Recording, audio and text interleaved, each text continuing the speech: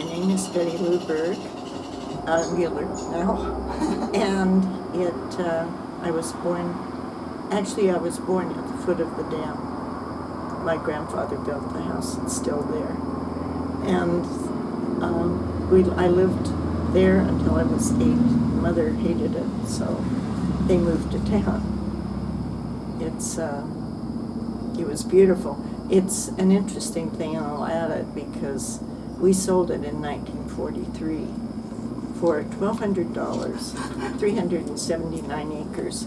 Coke just sold it for $7.1 million. So, maybe we made a mistake, but the house is still standing. My grandfather built, and they actually settled on the Muddy in foot of Lee Creek in 1897. He homesteaded, and then they bought Bardeen. When Judge Bardeen died, Bardeen no longer exists. It was between Somerset and the dam. And he bought that. They had a sawmill, a post office, a school, a store. And then in 1916, they bought what you would have known as the Forks or Crystal Meadows. And now it's, I don't know what he calls it now. They sold it to someone else. My grandmother moved to Paonia in 1930. And Mother and Daddy moved to the ranch. That's the year they got married. And then we lived there till I was 8. And then we moved to Paonia. My grandmother's history is interesting because she was born to royalty in Germany, and she married my grandfather, who was a commoner. So she was disowned and she was excommunicated. Of course, the relatives are all buried in the cathedral in Cologne. And so my grandfather stayed there for 2 years, and they made his life miserable. They wanted to make sure he couldn't have a job, and because they wanted her to return to the fold. And she's been a power of strength all my life, because I can't imagine. She spent the weekends in a castle. She had maids. She went to finishing school. She spoke only French and German. And she came here and she never complained to us, ever, ever. And she was in her 90s when she died. I spent every Friday night with her because she had a clock that ticked, and I liked that clock. But, she never complained. And we drive up to Lee Creek where the homestead was, and I think, my God, she was 14 miles from Somerset. So how she survived, I don't know, and she never mentioned it. They took him boarders when they were at the Forks, and because everybody that came down for the Muddy had to stay there all night because they couldn't move on to the next day. So, and I don't even know how she managed. If anything gets rough for me, I think, Grandma. It's funny, I put the ponds in the front yard, and I had American Horticulture Society how to build a pond. And they were preformed ponds anyway, and I thought, oh, an idiot could do this. This is so easy with the book, Well, I started at 7:30 in the morning, at 1 in the afternoon. I flipped the ponds over, and you guys, they were freeform. They were upside down when I dug the hole, but when you turn them over, they don't fit anymore. And I'm telling you this because I sat there and cried my eyes out, and I thought, what would Grandma say? And she would have said, Belle, do it over. So I did. But she was a power of strength. She really was. And of course, I found out there were only 5 families up the anthracite. So of course, they made the news. That 1904 on, I reviewed all the papers, which you probably remember. And they made the paper every week, so I found out tons of things about my family I didn't know, because Grandma never said anything. And being a kid, I never asked. They came on a ship, and they went to Pennsylvania for 2 years, and his dad was awarded some high medal in Germany. My cousin has it. And he was an officer, of course, when she met him. But they lived in Pennsylvania. She had 2 more children immediately. And they were there 2 years. They came here with the friends they came across the ocean with, but we called them Uncle and Tante, the aunt and uncle. They settled in Frederick, which is right by Denver, and they came over here. And, you know, we've wondered forever why, because he was raised in a city in Germany. Why on earth would they homestead Lee Creek? If you know where it is, it's up on top of McClure, before you get to the top. So, I have no idea. I wish I knew. We've pondered and pondered over why didn't we ever ask, but, you know, when I talked to my grandmother, it was about new boys in school or girls or friends or what, you know. I never thought to ask. Mm-hmm. So I don't know. He was the foreman of the construction crew that built Kevlar Pass, and that's how he was killed. But that was 1928. They bought Bardeen, and they didn't do anything unique at Bardeen. They just had the post office and the store and the schoolhouse. And then after they sold Bardeen, that was the end of Bardeen. I do have pictures of Bardeen. And there was a path, you guys, not as about that wide, that they had the horses on and the buggies. But everybody, then when they bought the Forks, everybody who came down from the Muddy, like Wankos and a lot of old families here, they stayed all night there. And I know Grandma charged 50 cents and they took care of the horse and fed them. So, you know, and Lois Wanko told me that. And then when Paul Sylvester died, his heirs sent papers to me that he'd had charts of his bills, and whenever he'd stayed there, he'd written it down, and she sent me copies of all that. So that was great. Obviously, I love genealogy, and I loved Western history. So, and then my parents lived in town until 1941, and they bought this house, and this was the original Matthews house. Matthews bought it from Samuel Wade in 1894, but the house wasn't here. And he started the house in 1897 and finished it in 1901. So when I was researching, I decided to do my grandmother's history at the library, which she knows. And I spent 2 years there with the newspapers downstairs every day, except Sundays maybe, but other than that. And I decided I was curious about Matthews because he was an original settler, and he was one of the first people into Montrose, the first 100 families. And Mother told me he was the mayor, but I went to the library and there was nothing on him. There still isn't, you guys, it's right here. But at any rate, I decided if I'm researching my family, I might as well research him at the same time, because he was in the paper all the time. But he bought this, as I said, in 1894. Samuel Wade was ill and he moved to Washington. But he put the streets in Paonia. He put the lights in Paonia. He built, which has always confused me.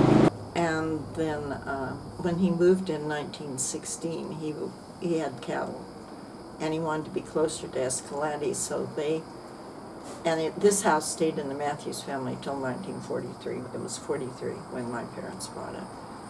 But the town, for whatever reason, moved the park. So I don't know about it was given to the people of Paonia forever and ever. That's a little touchy. But so was Erickson Springs, actually. So Daddy, because he was born at Bardeen, took us every Sunday from Memorial Day on. My grandfather was buried in Somerset.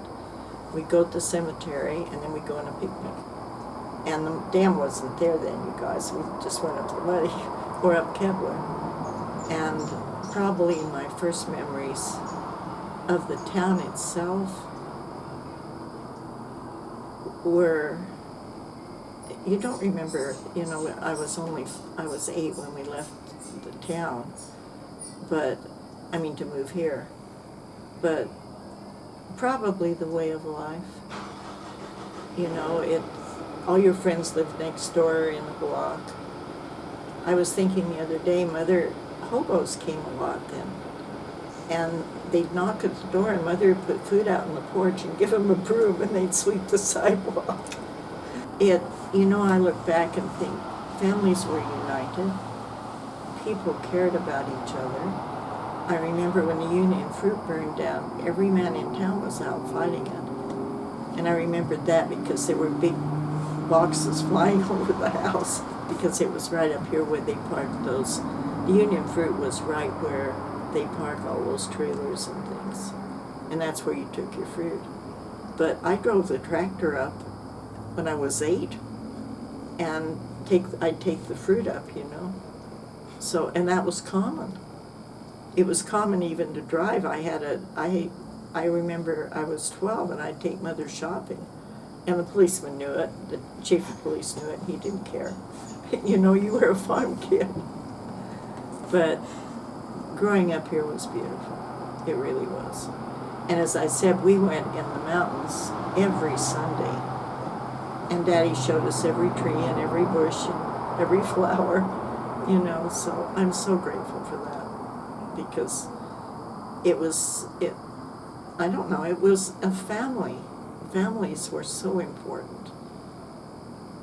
And everybody, I guess most everybody was from someplace else. I remember Daddy sold tractors, and he said, you never do anything but a shake a man's hand. You don't need a contract. And we did have an awfully lot of foreigners here. But I was so used to accents because Daddy always had somebody here.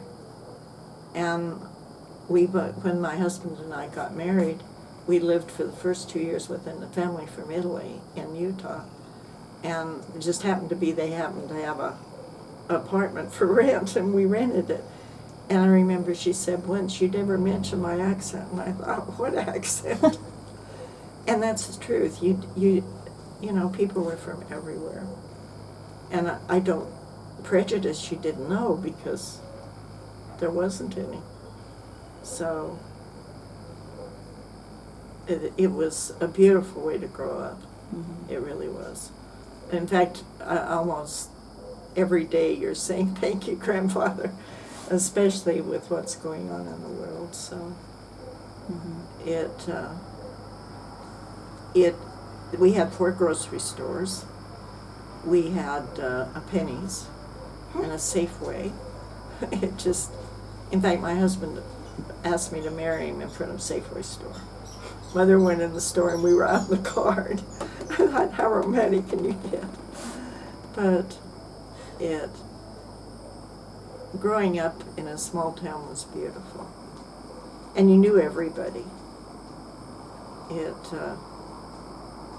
I can't imagine being more blessed than growing up here. And needless to say, I love the mountains. I swear I love every tree, because that's how we were brought up. And you helped everybody. When my dad was killed, I remember we had the funeral in the Christian church because it was the biggest church. And when we came out the door, the street was full of people. And we got letters about people he'd helped that we knew nothing about. I still have tons of letters that we knew nothing about. He didn't ever tell, but he was like everybody else. People helped each other. And I know I'm making it sound rosy, but it really was. If they needed help, they were at your house and you helped them, and if you needed help, I guess you went to their house.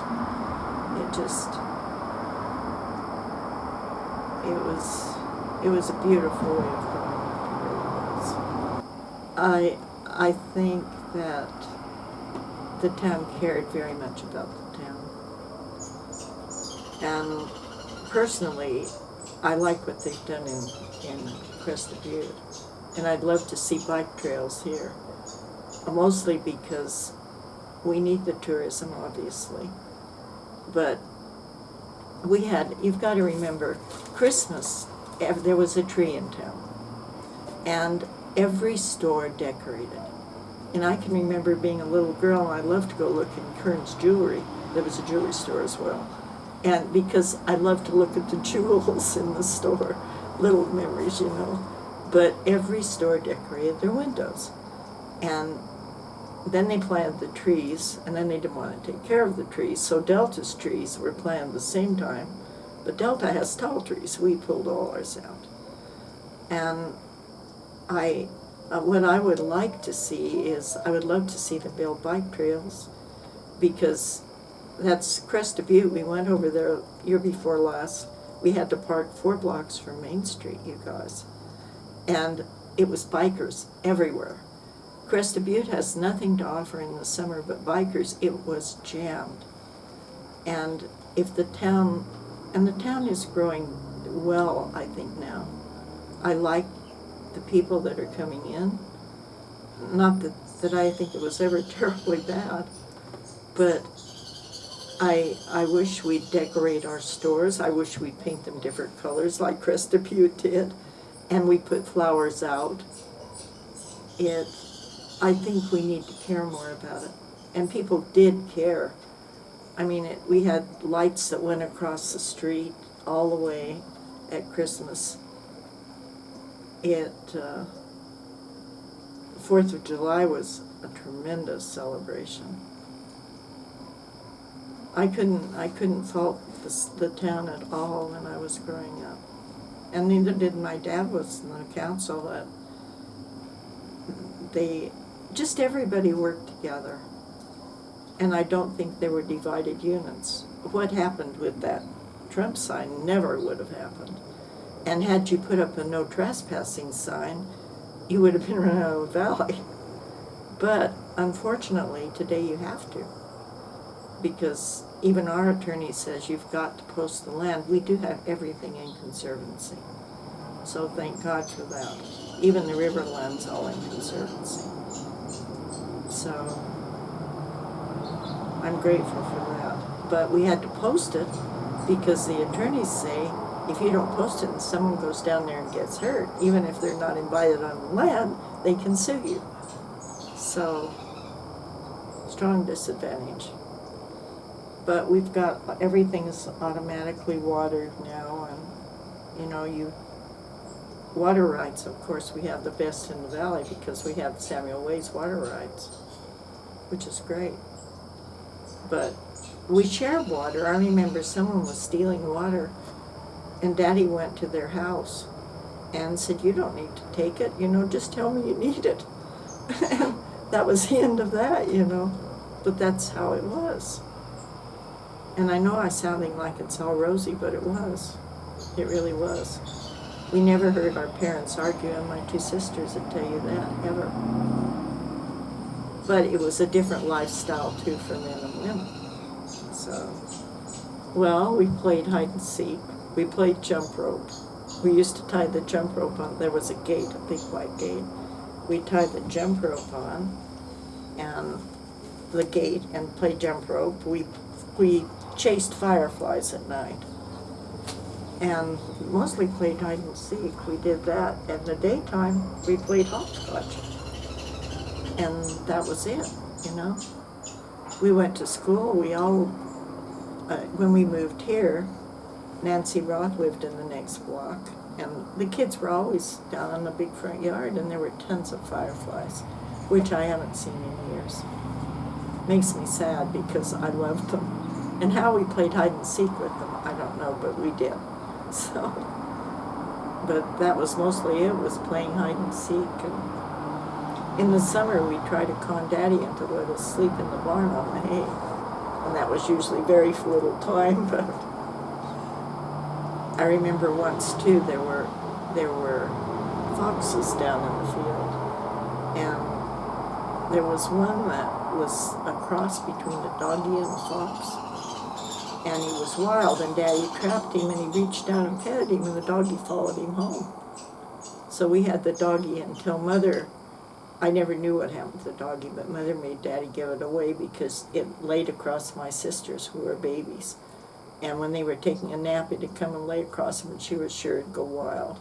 But it wasn't. It was a lovely doggy. But I'll never forget it because all he did was reach down and pet it, and that silly dog fox followed him home. So we had him for two years, I think. I never quite forgave my mother because we loved that doggy. I loved that doggy. My sisters were too little. But Mother was convinced it would revert to the wild. So it didn't. And Daddy gave it to someone. One of the neighbors had a skunk that he made not smell. So we used to go down and play with the skunk too.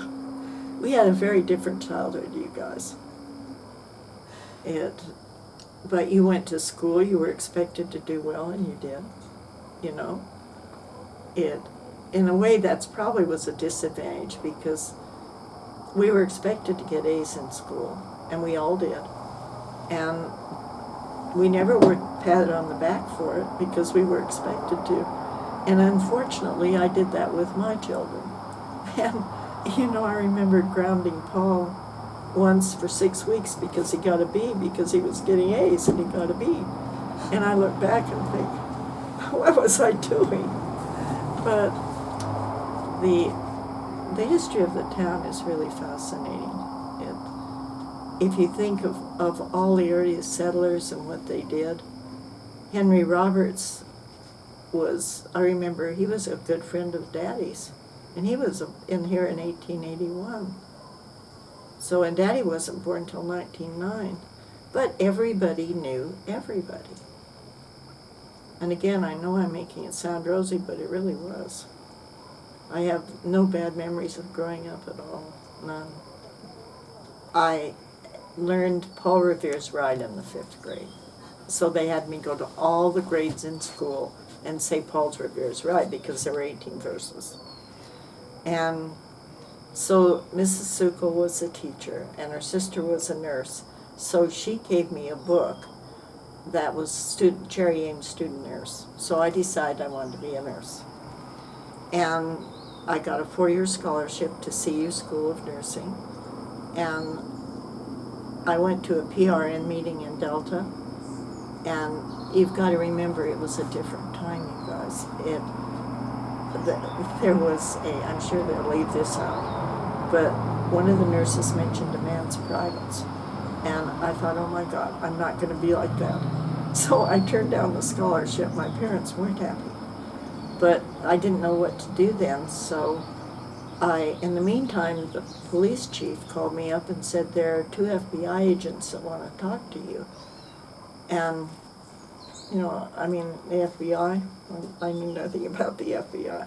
But anyway, I went down and talked to them, and they hired me. And I was 17. And so I went to George Washington University for a year and worked for the FBI there. Then I transferred back. Well, I didn't transfer actually because I wasn't used to the humidity, and the only time I'd been out of Paonia was at 16 because my uncle, Daddy had gone to engineering school in Kansas City and with his brother, Uncle Fred. And Daddy said he couldn't see the sky, so he came home. Well, Uncle Fred decided I needed to get out of Paonia because maybe I'd been to Grand Junction on band tournaments, and that was it. And so they took me back to Kansas City for, I think, 2 or 3 weeks. And I remember he told me a PIE truck carried pies, and I believed him. You know, if he said it, it was so. But he took me in the first museum I'd ever been in. It was William Rockwell Nelson Museum of Art. I never forgot it because it was unique, and I love art, and of course I ended up marrying 2 architects, so it must have had an influence on me. But at any rate, it was, I got a master's degree, and actually I didn't know the sophomore, when I was a junior in high school, we had a teacher, Mr. Martin, who was an engineer, and they were out of work then, and he was teaching, and he went around telling us what we should do. So he said, you need to be a psychiatrist. So I thought, well, I guess I'll go into psychology since nursing's out. And actually I got a master's in organizational psychology, which today it's totally different than it was then. And of course then I didn't work because Greek women don't work, and I married a Greek. So his mother, God love him, said to my husband I had a really good job, and which is why we lived with Teresa and Vic, because it was close. And my mother-in-law looked at him and said, what is wrong with you? Can't you support your wife? So that was the end of my work. And also I had tried for 2 years to get pregnant and couldn't, and they'd done everything to do. And the doctor finally said, well, maybe you need to quit your job, and I didn't. I didn't work again until, I worked 18 years before I came here, so it was in the 80s. And then I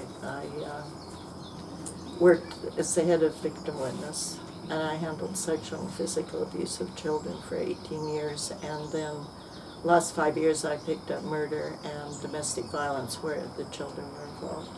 Mm. And in the meantime, I brought the children out here every summer. I'd take them out of school a week before Memorial Day, and then take them back a week before school started. So the kids really grew up here. And Andrew bought the ranch. My sisters and I were left the ranch. And he bought my 2 sisters out, and I just turned my share over to him. So it's all back in order now, and it's safe, and it's secure, and you can't ask for more. You really can't. And we hope it's a haven. That's the purpose of it. And it seems to be. So you never quite know who's here. But I know lots of times in the summer when we have that 4th of July thing, we've had as many as 90 people here. Oh, wow. And some of them I didn't know. One summer, 3 summers ago, oh my gosh, these 2 little kids came up, because you've probably seen the tents all over. And we have 2 showers outside, and 5 potties I know, and there's 7 potties last year. But the 2 little kids came up and said, where's our mommy? And I thought, oh my God, I don't even know who they belong to. And then one of them said to the other, maybe she's in our tent, and they ran off, and I was, thank you. So we don't always know. We've had Quaker families here, which were wonderful, really wonderful. So that's really how it's set up. So I never really know who's going to be here, but somebody is. Yeah. So the only thing I ever remember is we lived still in town, so it had to be Depression years, because I was born in 1934. So, and Mother said, we're having steak tonight, but don't tell anybody. And that made a tremendous impression on me, so Daddy must have killed a deer. But everybody did, you guys. When they needed meat, they went out and shot a deer. Mrs. Kanzler, I remember, who's up the Muddy, well, she's not up the Muddy. She's, you know the house, if you're going up toward the dam that's got a Coke machine on the porch? She built that. And we always stopped there. And, you know, I have tremendous memories. Most of my memories are in that area, because we stopped there all the time, and she always had ice cream. So, as a kid, you remember that. But I don't know, the whole system was different then. That's what you did on Sundays. You went to church, and then you went up in the mountains. And Depression, I know that, and I start to tell you about her. She shot the game warden in the rear end with saltpeter. And it's Ron Rogers. Probably have to leave that out too. But he came on her property, and he said we only went on her property. She had a gorgeous, do you remember the barn? The hippies tore it down and used it for firewood, because she had one heir who was a niece, and she got mad at her. And so this again is not for publishing. We had an attorney in town we called Buckumtooth because he kept bucking his teeth out when he walked down the street. I guess they were false. So all the kids called him Buckumtooth. He was Buckumtooth was on the street. Well, he rented it to hippies and they burned the barn down because they needed firewood. And that was when they first came here and you called them hippies. I hate that word, but at any rate, the barn had a big sign on it and it says, no fishing, no hunting, no nothing. And she let anybody in to fish and hunt that she liked. And so, of course, the game warden went in and he said he's going to keep people from fishing in the river behind your house. And she told him to leave and he didn't, so she shot him with saltpeter. Nothing ever came of it, but you know, to the local people, it was the laugh of the year. My husband called her his eternal flame. The last time I saw her, we stopped there. She was reading Time magazine. She was 93. So, the people were like that. I think it was because they endured, and like I said, you could sit out on your front porch, and if you saw 10 cars, you were really lucky. But in town, that's one thing we did, and everybody else did too. On Saturday night, Daddy would go in the pool hall. He didn't smoke and he didn't drink, but he'd talk to his friends, and he'd go in the pool hall and visit with his friends. And Mother and us kids would sit in the car, and people would come by, and we'd all visit. So usually we sat in the back seat, Mother visited. But that was what you did on Saturday night, and you had to be lucky to find a parking place, because everybody came to the movies on Friday and Saturday night. Movies, I remember that. We went every Saturday morning. Gail Morrill, who lived up the street, we were on Box Elder. That was the house they bought. And he took us to a movie, which was a nickel, and it was Tarzan every Saturday night. And for a penny, you could buy Old Maids. That was a sack of Old Maids. So we did that on Saturdays. And Saturday night, that's what we did. We always went uptown and sat in the car. And the mother talked to people that everybody went by the cars talking. But you'd have to be lucky to find a parking place because everybody went to town on Saturday. Today, if they need a nail, they head for town. You know, it's, and do I mind the lifestyle? I wouldn't want to. Mother had an old washing machine. By the way, there's an antique washer around there, you guys, that my son bought a couple of weeks ago. I've never seen anything like it. But she had a regular washer that you put through the wringer, you know, you put clothes through the wringer. And she made her own soap. She wouldn't let us come off the porch. She made it down there. And we weren't allowed to come off the porch because she used lye in the soap, I guess. It was different too. We had cows, and when they brought the bull for the cows, we weren't allowed off the porch either. So, you know, lifestyle was completely different. I remember when I was dating, I was 16 before I was allowed to date. I had to be home at 10. At 10 o'clock, the porch light went on and off. And in 5 minutes after I wasn't in the house, it went on and stayed on. I was grounded for 6 weeks. So that never happened. When that porch light went on and off, I was in the house. But I remember one night, I won't tell you who the policeman was, but I was with a boy from Hotchkiss that I was engaged to for a while. He stole a watermelon from someone's field, and we took it up to where it used to be the tennis court. Now they have, whatever it is, they run there with their bike. They're not bikes, they use those, what do they call them? Skate park? Skateboards, yeah. It's up by the park. And the policeman came up and had watermelon with us, told us to keep the radio down.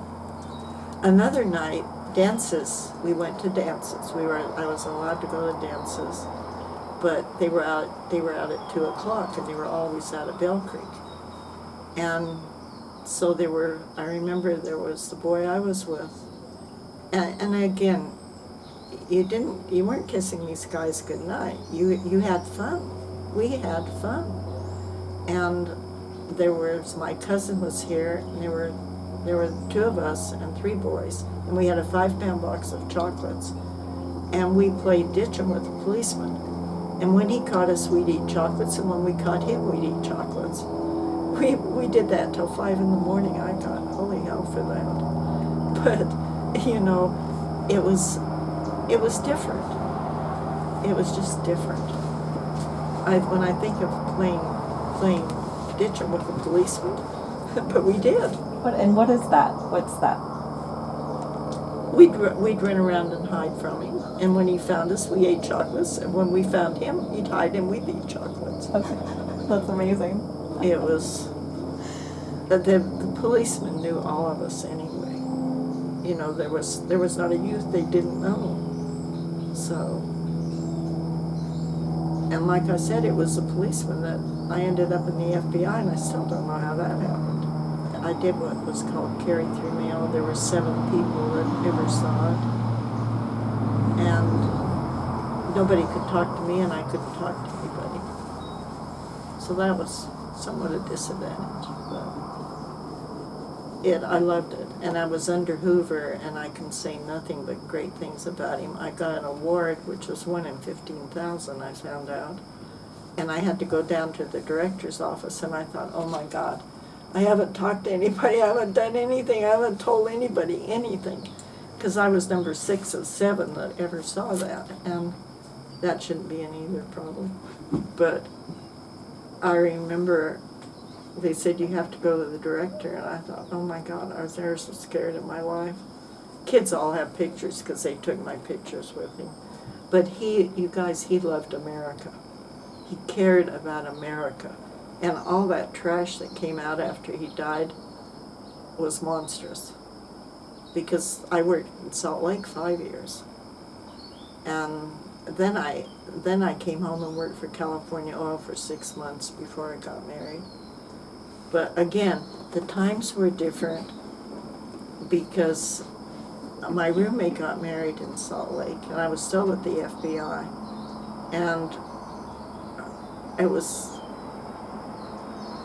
I think back and think, it was just a different time. My husband was an architect there that I married. But after my roommate got married, I didn't want to stay there, and I thought if I go home, I'm safe. I wouldn't do anything wrong. So, of course, I didn't. I was home. But it was probably, you could say, we had a dictatorship. But then I raised my kids in a dictatorship. So whatever Daddy said went. And it was a different time. But I'm glad I was raised during that time because it really helped. It was really, if Daddy said it, that's the way it was. You don't drink, you don't smoke, so you didn't. And never did he ever hit us, ever, ever, ever. And he didn't. I told you the only time I ever heard him swear was at the tractor. And he didn't know I was around, or it wouldn't have happened then.